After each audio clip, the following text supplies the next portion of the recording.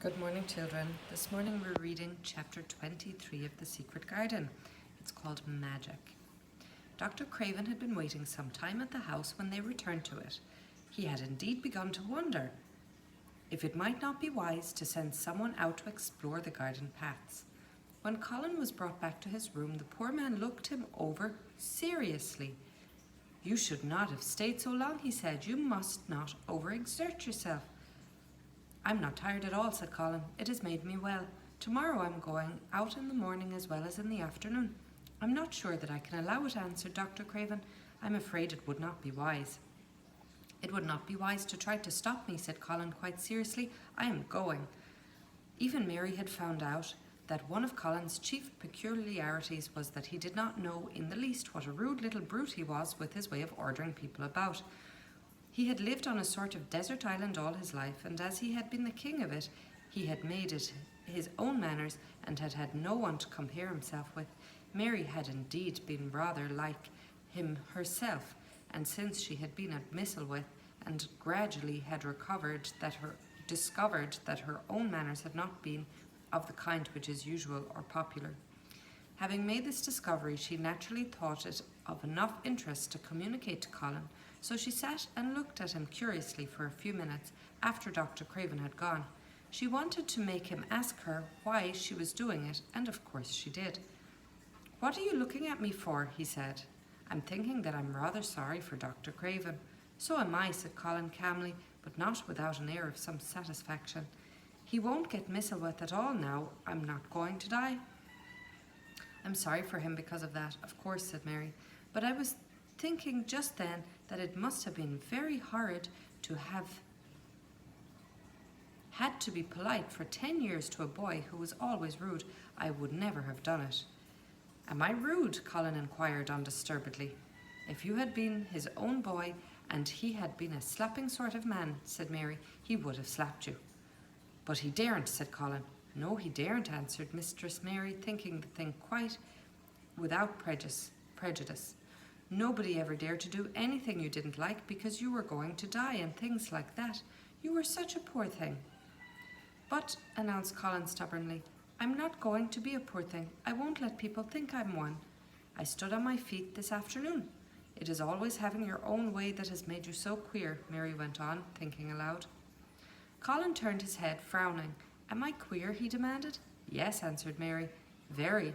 But you needn't be cross," she added impartially, "because so am I queer, and so is Ben Weatherstaff. But I'm not as queer as I was before I began to like people and before I found the garden." "I don't want to be queer," said Colin. "I'm not going to be," and he frowned again with determination. He was a very proud boy. He lay thinking for a while, and then Mary saw his beautiful smile again and gradually change his whole face. "I shall stop being queer," he said, "if I go every day to the garden. There is magic in there, good magic, you know, Mary." "I'm sure there is." "So am I," said Mary. "Even if it isn't real magic," Colin said, "we can pretend it is. Something is there, something." "It's magic," said Mary, "but not black. It's as white as snow." They always called it magic, and indeed it seemed like it in the months that followed, the wonderful months, the radiant months, the amazing ones. Oh, the things which happened in that garden. If you have never had a garden, you cannot understand, and if you have had a garden, you will know that it would take a whole book to describe all that came to pass there. At first it seemed that green things would never cease pushing their way through the earth, in the grass, in the beds, even in the crevices of the walls. Then the green things began to show buds, and the buds began to unfurl and show colour, every shade of blue, every shade of purple, every tint and hue of crimson. In its happy days, flowers had been tucked away into every inch and hole and corner. Ben Weatherstaff had seen it done and had himself scraped out mortar from between the bricks of the wall and made pockets of earth for lovely clinging things to grow on.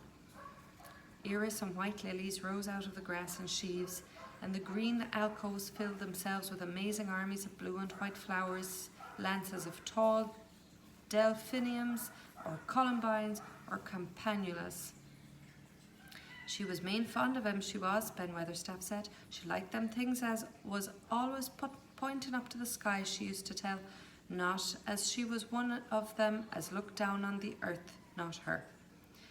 She just loved it." but she said as the sky blue was always, it looked so joyful. The seeds Dickon and Mary had planted grew as if fairies had tended them.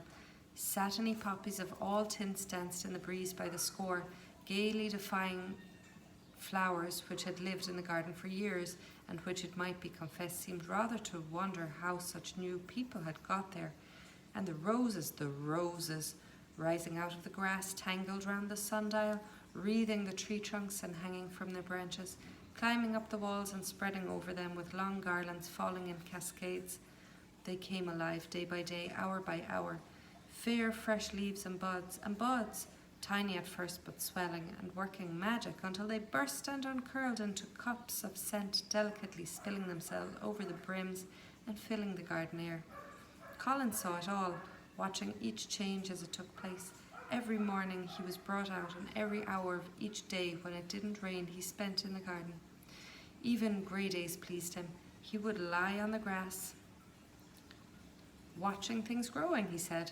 If you watched long enough, he declared, you could see buds unsheath themselves. Also, you could make the acquaintance of strange, busy insect things running about on various unknown but evidently serious errands, sometimes carrying tiny scraps of straw or feather or food, or climbing blades of grass as if they were trees. From those tops one could look out to explore the country.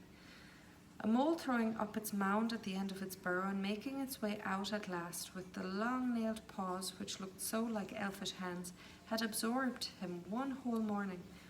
Ants' ways, beetles' ways, bees' ways, frogs' ways, birds' ways, plants' ways gave him a new world to explore, and when Dickon revealed them all and added foxes' ways, otters' ways, ferrets' ways, squirrels' ways, trouts' ways, and water rats and badgers' ways, there was no end to the things to talk about and think over. And this was not half of the magic. The fact that he had already once stood on his feet and set Colin thinking tremendously, and when Mary told him of the spell she had worked, he was excited and approved of it greatly. He talked of it constantly. Of course, there must be lots of magic in the world, he said wisely one day, but people don't know what it is like or how to make it. Perhaps the beginnings is just to say nice things are going to happen until you make them happen. I'm going to try and experiment. The next morning, when they went to the secret garden, he sent at once for Ben Weatherstaff. Ben came as quickly as he could and found the Rajah standing on his feet under a tree and looking very grand, but also very beautifully smiling. Good morning, Ben Weatherstaff, he said. I want you and Dickon and Miss Mary to stand in a row and listen to me, because I'm going to tell you something very important. Aye, aye, sir, answered Ben Weatherstaff, touching his forehead. One of the long-concealed charms of Ben Weatherstaff was that in his boyhood he had once run away to sea and had made voyages, so he could reply like a sailor. I'm going to try a scientific experiment, explained the Rajah. When I grow up, I'm going to make great scientific discoveries, and I'm going to begin now with this experiment. Aye, aye, sir, said Ben Weatherstaff promptly, though this was the first time he had heard of great scientific discoveries. Tomorrow we will continue with part 2 of this chapter. Have a great day.